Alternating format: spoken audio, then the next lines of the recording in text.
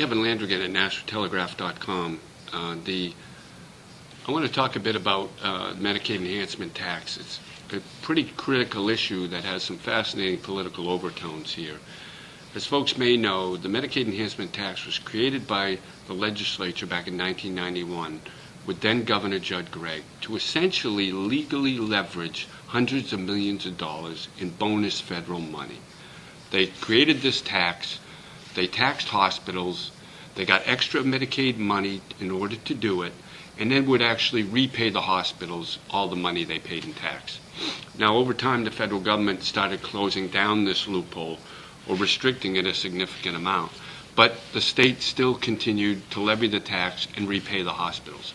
That's until 2011, when the Republican-led legislature, trying to create a lean budget that would actually cut state spending rather than increase it, got rid of the rebates to hospitals. They still collected the tax, but they kept the money and used it to fund the budget.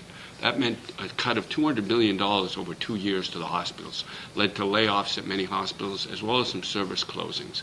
As a result, over the past 2 years, hospitals have paid to the state less money under the Medicaid Enhancement Tax than they had been paying in the past. They maintain that this actually reflects the revenue structure under that tax, the so-called net patient revenue. And some things are exempt from that tax, like charity care, discounts that are given to patients is also exempt from that tax. Well, Republicans and Democrats in the legislature want to try and redefine the tax, make it more stable, more predictable, so they don't run into these problems in the future.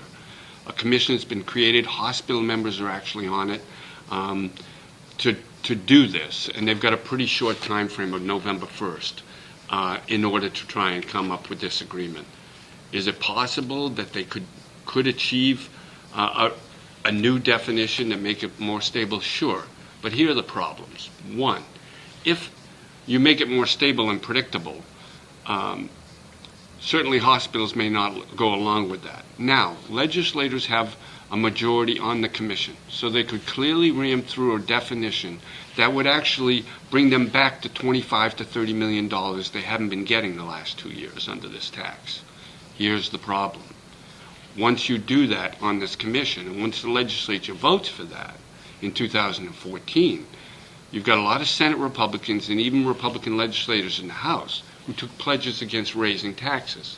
Now, they'll maintain in an election that we weren't raising taxes, we were just getting back the tax money we used to be getting from the hospitals. Try making that argument in the middle of a primary with a conservative Republican opponent. Could be very difficult. So it's really going to be fascinating to see whether they can craft something that the hospitals first can live with, and second, won't get either Democrats or Republicans in trouble in an election next year.